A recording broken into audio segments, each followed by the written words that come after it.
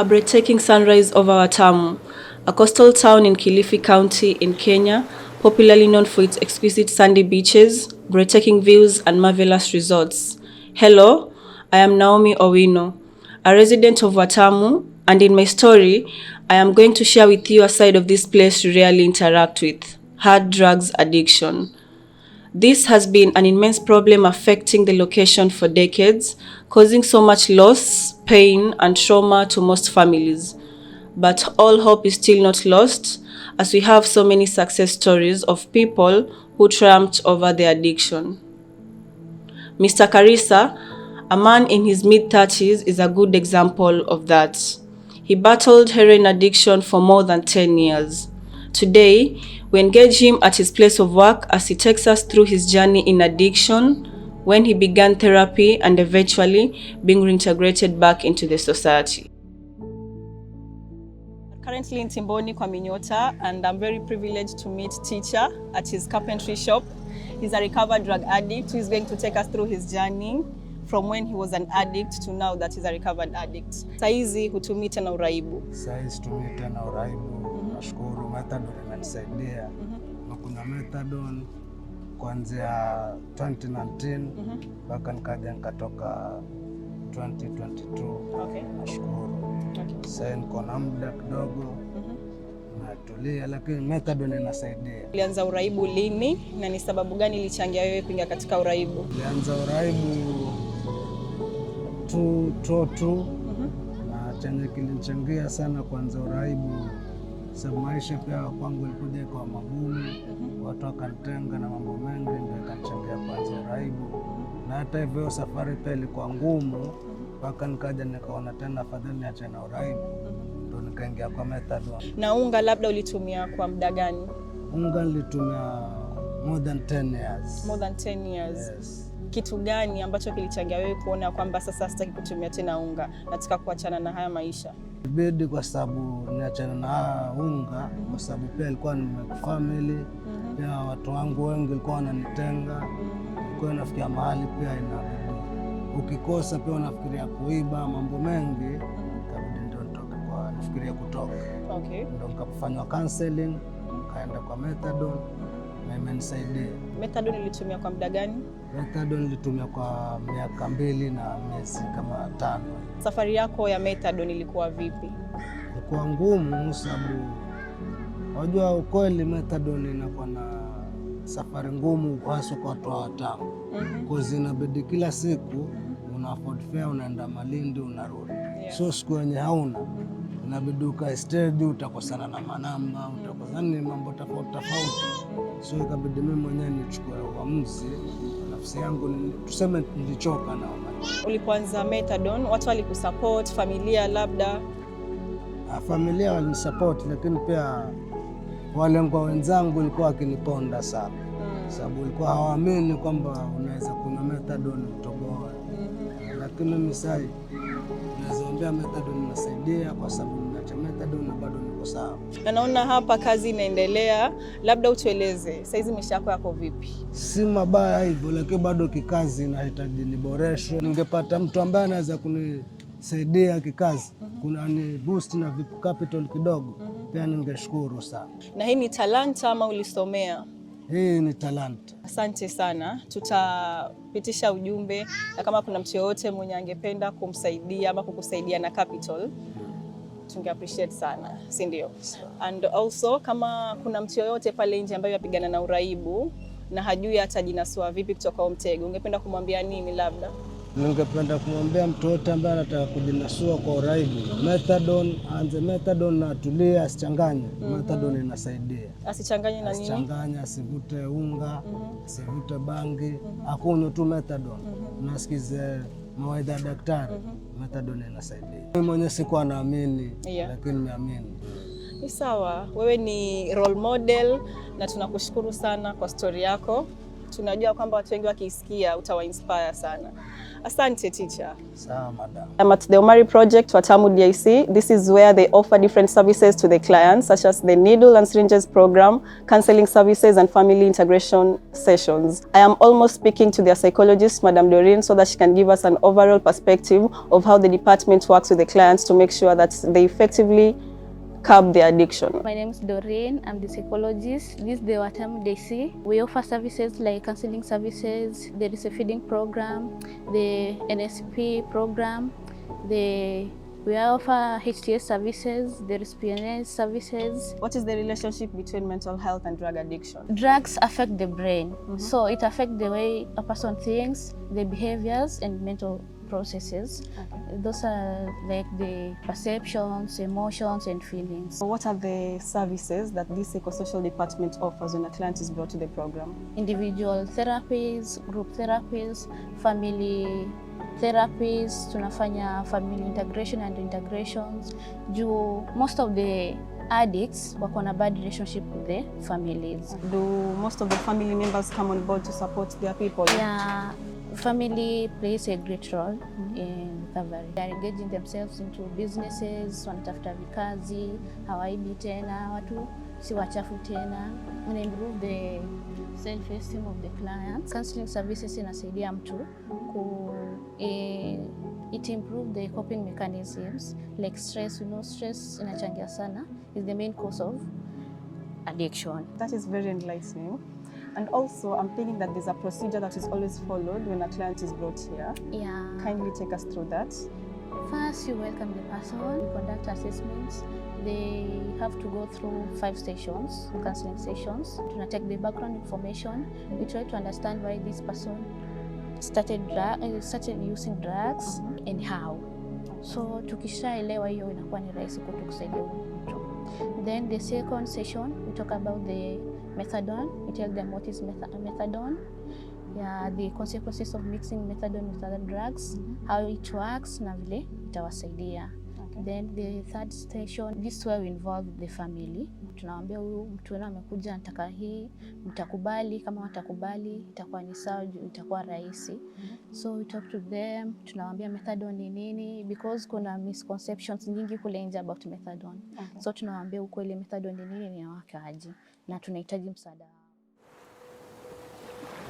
Watamu is where most of the rich, happy and adventure seekers come to play and be still, away from all of it, and just be surrounded by beautiful sceneries.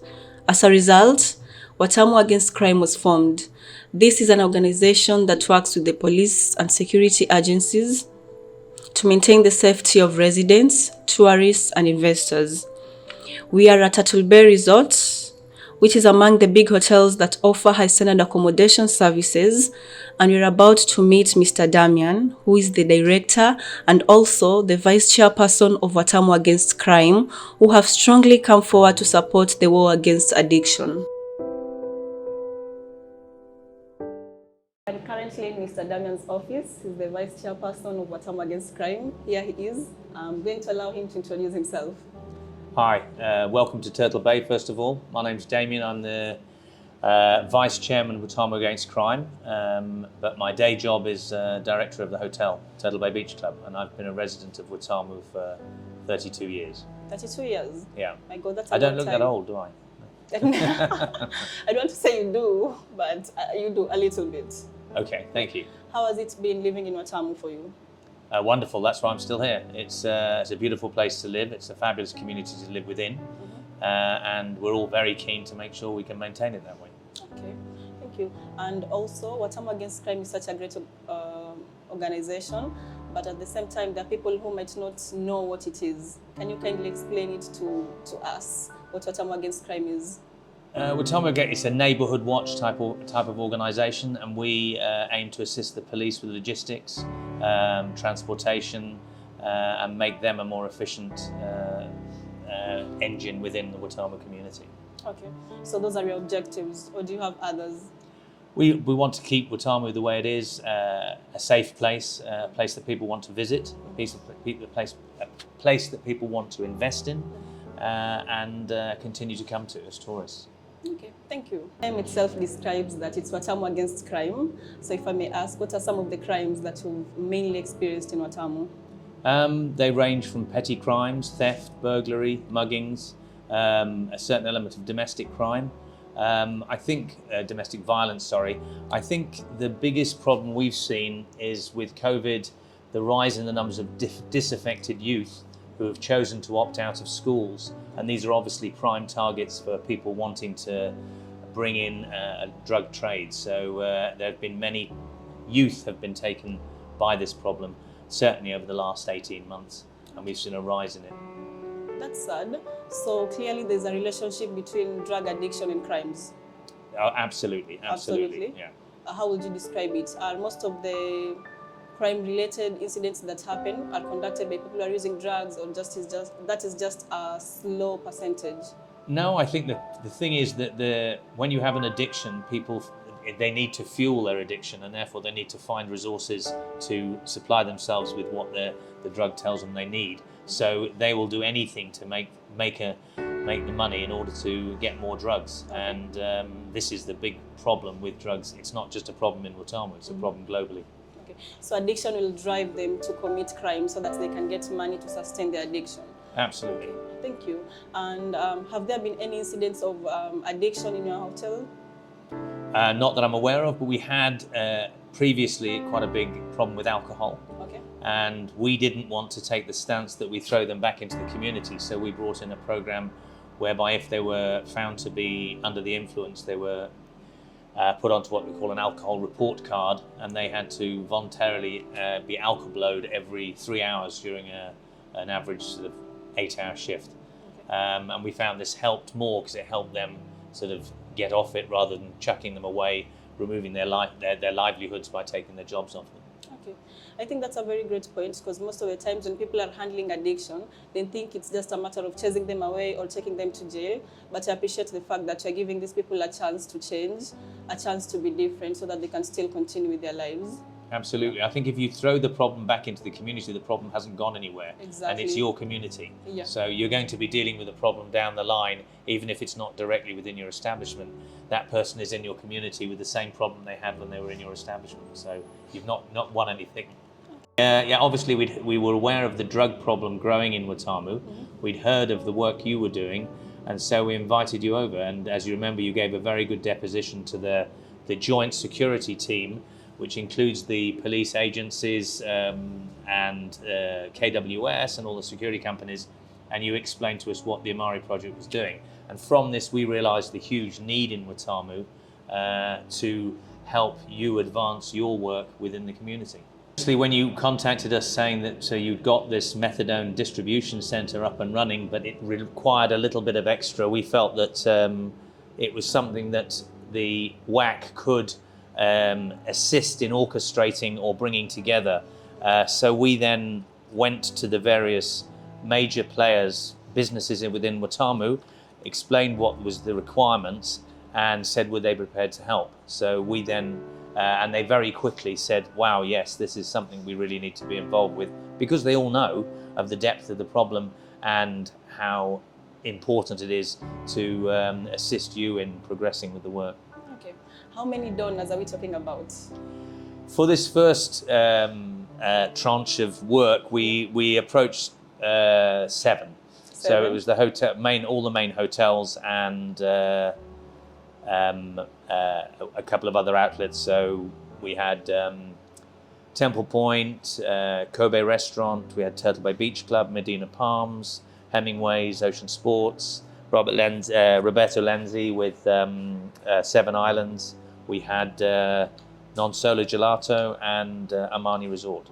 Wow, that's very inspiring, because most of the times some people will come stay in Watamu, but they wouldn't be associated with all the things that are happening. So it's very positive to see that you are staying in Watamu, and you're not only staying, you want Watamu to be a better place for everyone.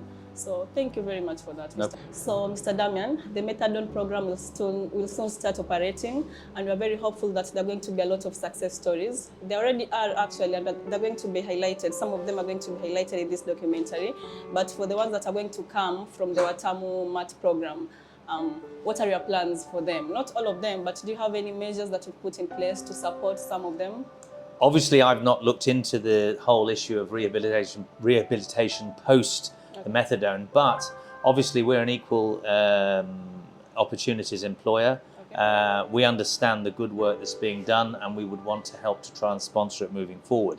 And that would be a conversation we'd love to have later as the program goes ahead. Okay, thank you. Because most of the times, the biggest challenge that these recovered addicts face is even though they'll recover from their addiction, the society will still see them as drug addicts. So it gets very difficult for them to get job employment, for them to get families, for them to be looked the same way. That title of being a drug addict always sticks with them. So. No, I appreciate it. The stigma is terrible. Yeah. And the only way to encourage the program to move forward is to create more success stories. And Turtle Bay, and I'm sure a lot of the other institutions who've helped to sponsor this, would be more than happy in trying to push that forward on the agenda. Well, thank you very much, Mr. Damian, for your time. This conversation has been very insightful, and we are very thankful to you for all the work that you've come to bring on board. Well, thank you for opening our eyes to the work that you're doing, and also the way in which we can help. So let's hope we keep on working together. Thank you. After a candid conversation with Mr. Damian, where he shared the plans the organization has towards supporting the cause, we now go to the drop-in center where most of the addicts go to receive different services. Here, we meet Ms. Rehema, a recovered drug addict who now works as a peer educator at the facility, acting as a role model to those aspiring to beat addiction, mobilizing them when there is important information to be shared, distributing needles, syringes, and condoms for harm reduction purposes, and acting as a linkage to care. She takes us through her inspirational journey of when she started abusing drugs, what that did to her life, and how she overcame it. We are here with Rehema, a former drug addict who is fully rehabilitated and has changed her ways for the better. She's going to give us her perspective on what led her to addiction, the measures she took to curb her addiction, and how her daily life activities look like now. Ulianza lini uraibu? Kuingia kwa uraibu nilianza juu marafiki, raha nyingi, kuanzia kulewa, kuvuta bangi, mpaka mwisho ndo nikashtukia nimeingia kwa heroin. Kwa heroin? Yeah. Kwa hivyo marafiki wako wengi walikuwa wanajihusisha na kutumia heroin? Mzee wangu ndo alikuwa anatumia, sasa wale marafiki zake. Lakini sasa tukiwa kwa nyumba, mimi na yeye tunavuta bangi, tunalewa. Lakini siku nyingine nikataka kuonja ile kitu, ndo nikashtukia nimejiingiza kwenye drugs. Mzee wako ni bwanako? Ni bwanangu. Okay. Ambaye alipita sahihi. Alipita? Yeah. Pole sana kwa hivyo. Jambo gani lilifanya ukajua kwamba unataka kuachana na huo uraibu?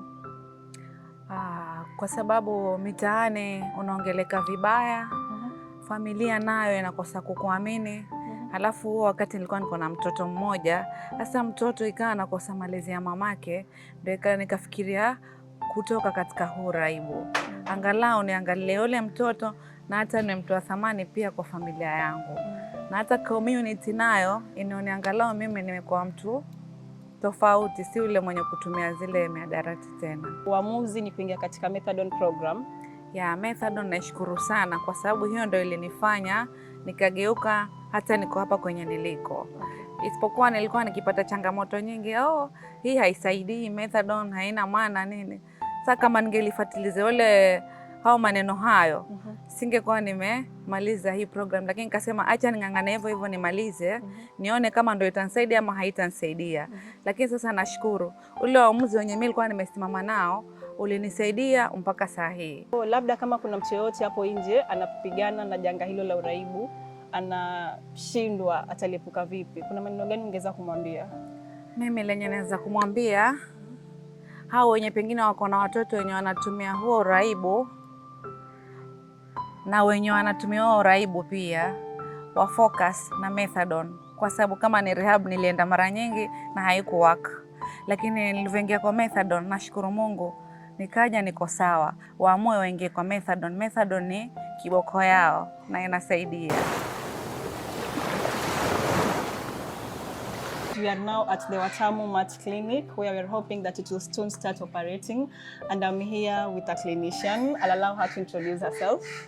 Hello, my name is Faith. I'm a clinical officer currently working at the Malindi Mat Clinic. MAT in full is medically assisted therapy. It's the use of a prescribed medication with counseling alongside psychosocial review with other interventions, which includes TB screening, HTI screening for our clients, alongside other interventions that are done at the facility. All this is to come up with a proper approach on how to handle an addict, or rather to give a full package treatment to drug users. So what are the drugs used in this program? The drugs we use in the program are, we have two drugs so far at the Malindi Sub-County Hospital. We have methadone and buprenorphine. How does methadone work? So methadone is the drug of choice that we use at the facility to help our clients take care of their withdrawals from the opioid disorders. Okay. Yeah. And we can say that it is effective, right? It is very effective. Okay, so kindly take us through the stages of treatment. The stages of treatment, we basically have 4 stages of treatment. Okay. These are induction. We have induction stage where the client comes in from registry to the clinician, where they are given a recommended maximum dose to be started in the program. Then we have stabilization phase, where stabilization is where the clinician either tappers up or tappers down the dosage depending on the client's needs. Okay. Then we have the stabilization phase. Stabilization phase is where the client is stable enough. They are out there operating like a normal Kenyan citizen. They can do their daily activities, go to rest like any other normal person. And then the last stage is the cessation phase. Cessation phase is where the client has gone through all the stages of the treatment, and now they're weaning off from the program, where the clinical aspect of the treatment is satisfactory, the counseling is satisfactory, and the psychosocial generally, the client is fully recovered. Okay. And we are now releasing them to the society to just perform their normal duties like any other normal Kenyan citizen. What are the objectives of the program? The objective of the program is to harm reduction, and harm reduction has a lot in it. One is to take care of the morbidities and mortalities related to drug use. 2 is also to reduce drug-related crimes in the society, and also to reduce HIV and other blood-borne diseases among drug users. Okay. Yeah.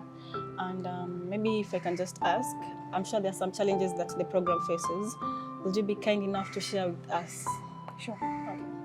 So one of the challenges we have is unemployment among our clients, because we have a good number of clients who are weaned off from the program. And it's quite sad to see some of them still loitering around. In as much as we have some of them are well employed, the society have absorbed them and they are very responsible in the community. Some of them are still unemployed and idle. Of course, idleness is one of the risk factors that can make them relapse back to addiction. That's one of it. Another one is stigma from the society.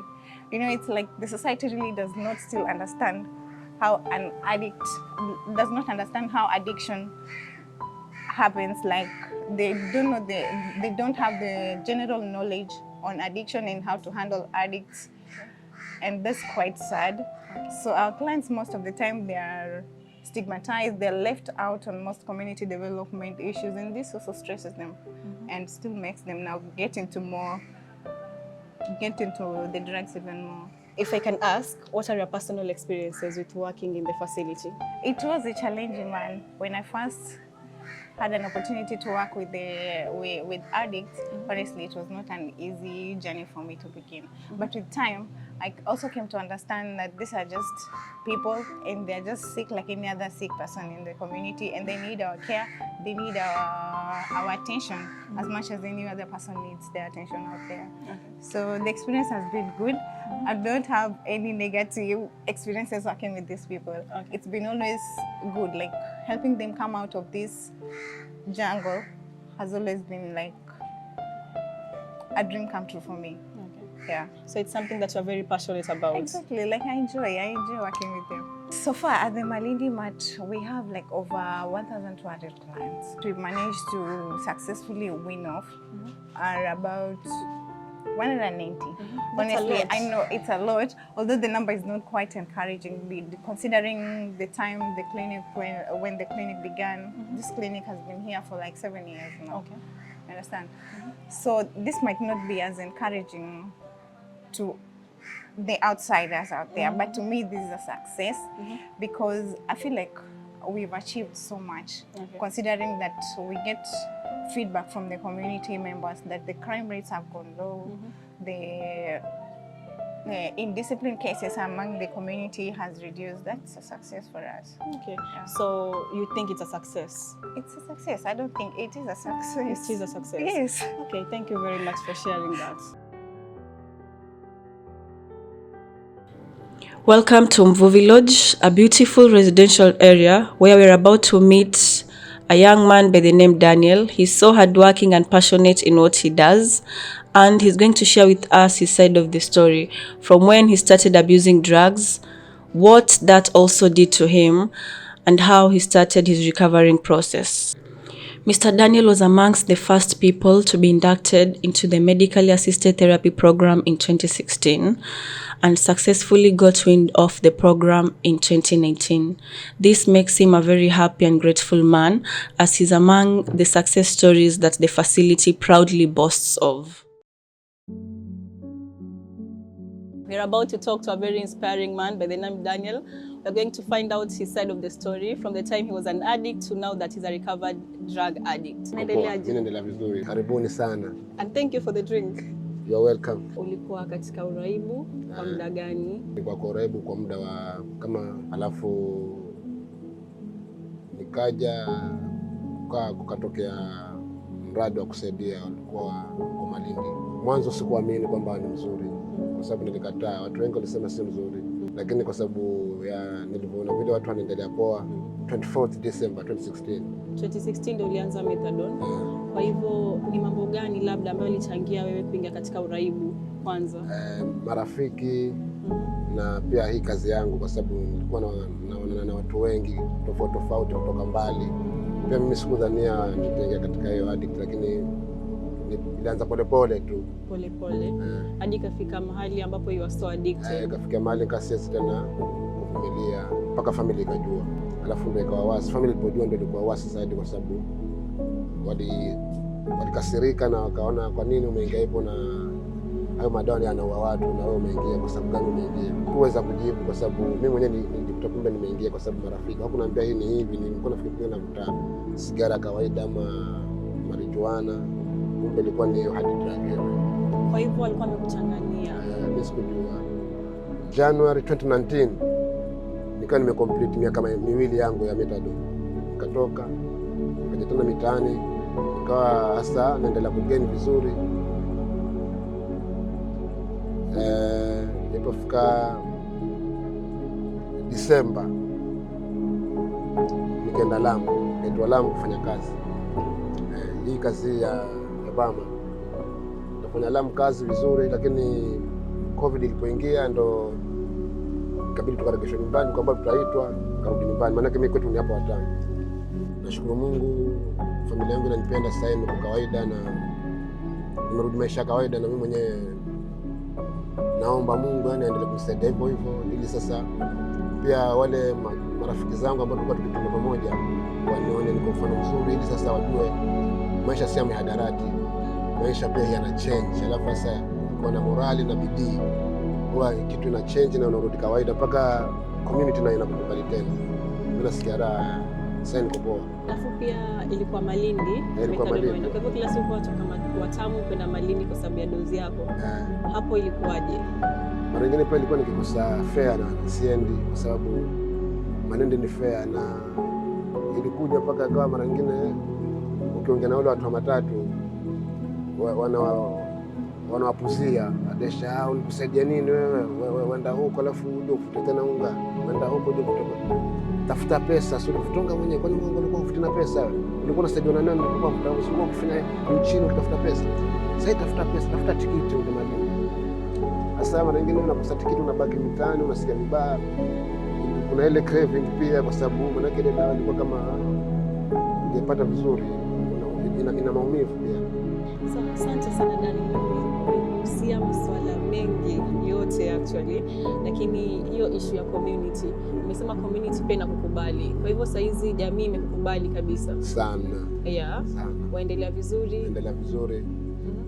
Mpaka mitaani mimi husaidia family ambao inataka kutafuta birth, hawezi kufuatilia kwa chifu nini, inakuja zile form, wanawasaidia kuwajazia mafomu kwa kwa chifu, akajaziwe pia, upigwe mihuri, alafu niwapeleke Malindi. Kama niko job naambia nenda Malindi, ifika kule hizi kitu ziko tayari na utasaidika pia huko Malindi. Mr. Salim Swale has been a resident of Watamu for more than 50 years, and now he gets to give back to the community by being the senior assistant chief of the location. He's going to give us his perspective of how he views the whole addiction matter, considering he's always been very passionate with the youths of the area and what he believes they can achieve. He shares with us his honest opinions about what he thinks are the main causes of drug addiction among the youths in the area and how a difference can be made.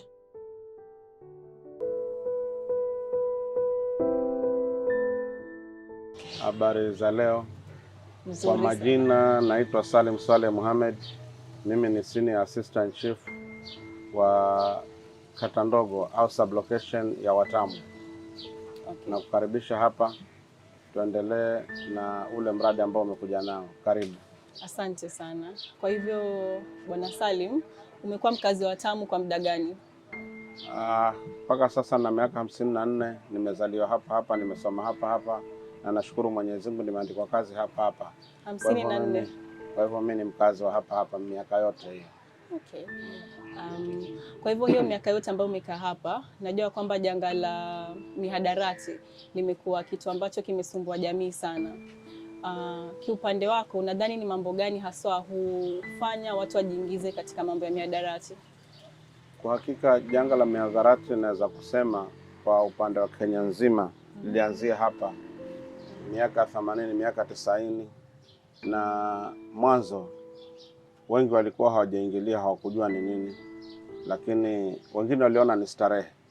Lakini kwa wakati huu tunaweza kusema ni msukumo tu, peer pressure ndio zinawafanya watu waingilia hapo. Tumejaribu kuangalia nyingine pia, tukaangalia mpango wa pombe, miraa na nini. Mengi pengine ni mambo ya kinyumbani tu. Mtu anaona pengine akikosana nyumbani ama akikosewa nyumbani, pengine kama ni mtoto na mzazi wake ama amemaliza kusoma hana kazi, anaona kitu cha kumweka awe busy, wacha ingilie moja katika hiyo mihadarati. Tukisema pengine ni miraa, mwingine anafikiria acha nikafute bangi, mwingine anasema acha nipige pombe kidogo. Na sasa hiyo ina gradually ukipanda ndio pengine wanaingilia hizi tunazoita hard drug, pengine mambo ya cocaine, heroin na zile nyingine. Mambo haya ndio yamechangia sana, mambo ya kinyumbani ama ukosefu wa mtu kujiajiri, na pia pressure tu kuangalia rafiki yake pengine ana enjoy, wacha mimi ni enjoy hivyo. Okay. Ndio hiyo. Okay. Thank you for your points. Tumepata kuelewa kwa undani, na pia ofisi yako inafanya nini kuhakikisha kwamba angalau vijana ambao wako katika mihadarati wanasaidika? Ofisi yangu tangu muda mrefu tulikuwa tukifanya counseling kidogo na mashirika yale yaliyokuja na Omari project na mashirika mengine, na pia tukaona hiyo haiwezi. Wakati methadone ilipoanzishwa Malindi, tuliona vile matatizo anayopata ya usafiri. Mwingine pengine baada ya kusafiri akirudi hapa apige mguu, ama akifika hapa kesho anafikiria nitaenda jinsi gani ni Malindi, sina nauli, anaweza kwenda kuiba kitu kidogo. Tukawaletea mara ya kwanza hapo social hall, ikafanya kama muda mfupi kidogo, lakini tukaona mambo makubwa yalikuwa kwa upande challenges tulizopata, maana ilikuwa ni usafiri wa kila siku wa madaktari na madawa tupate ulinzi. Lakini tunashukuru mashirika mengi sana yamekuja sasa yakishirikiana na Omari Project, ndio hata tumeamua ofisi yetu kuanzisha kituo.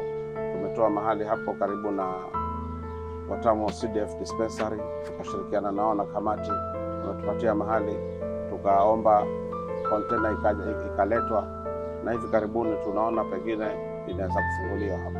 Tunashukuru pia hapo. Kwa hivyo unaamini methadone ikianza kupeanwa kwa hapa, watu wengi watasaidika? Hivi itasaidia wengi, maana hivi sasa ile idadi ambayo hawajaingia kwa methadone ni idadi kubwa sana.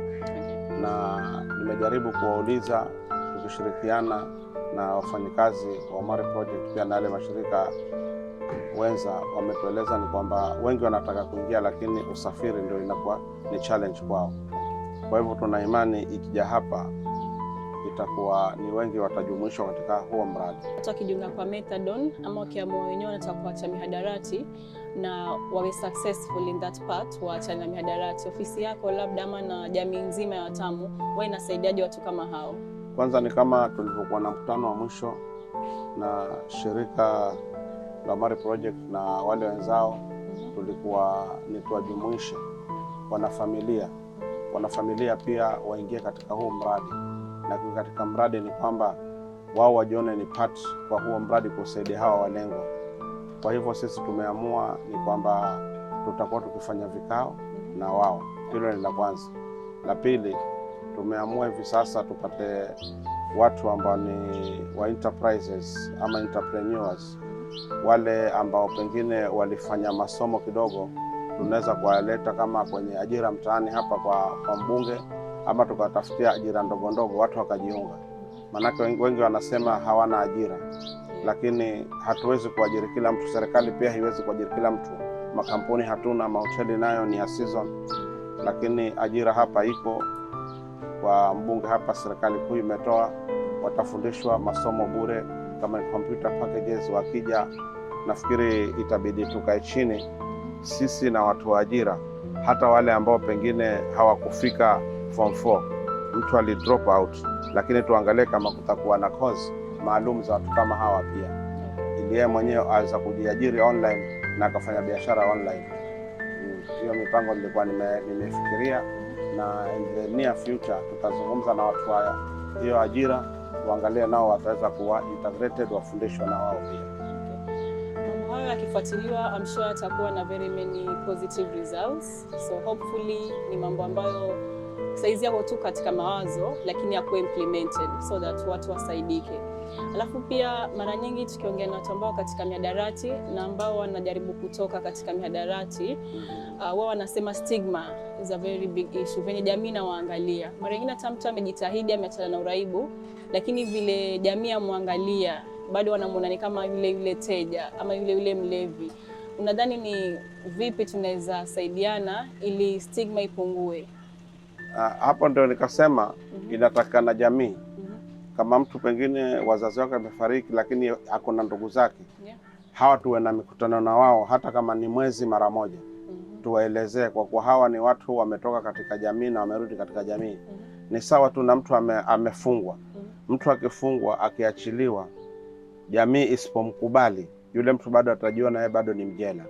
Na anaweza kufikiria, mimi nimetoka kule, nimekuja niko huru, lakini siko huru, heri nirudi wapi? Kule. Ndio unaona hata hawa wenye kutumia methadone wengine wanakuja, lakini mtu akirudi kutoka Malindi, ikiwa jamii haikumu-accept, yeye anafikiria mimi ile ni sahau, acha nikapige kidogo. Unaona anaingia anatoka. Lakini ile mipango ambayo tulipanga ni kwa kuwa tutakaa chini na jamii kila mwezi, hata kama ni mara 2, tuwe tutakaa na wao jinsi gani na wao watafanya nini, watatafuta mpango wa kuwasaidia.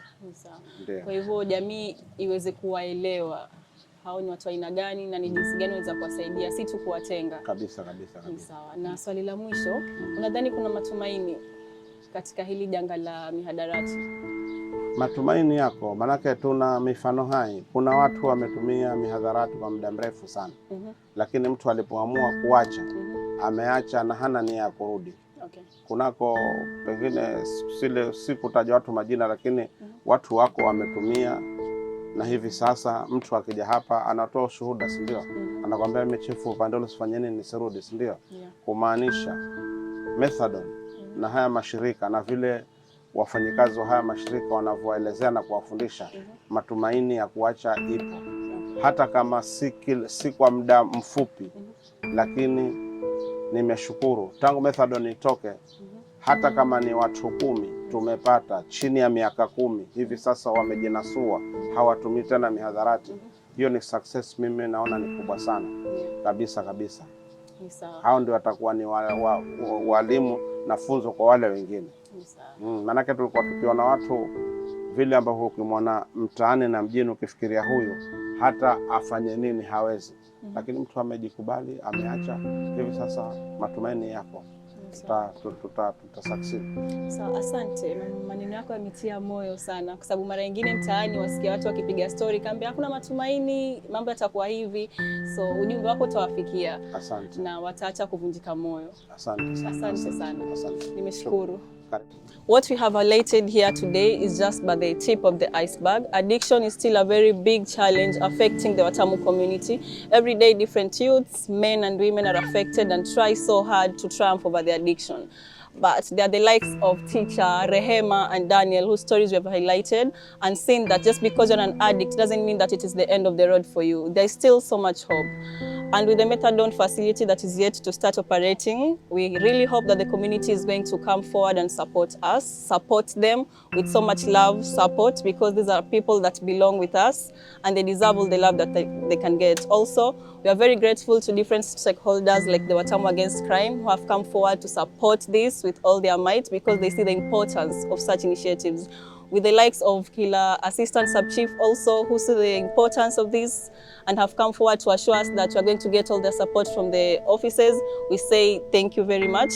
For the general public, I would really appreciate if you are more loving to these people. Thank you.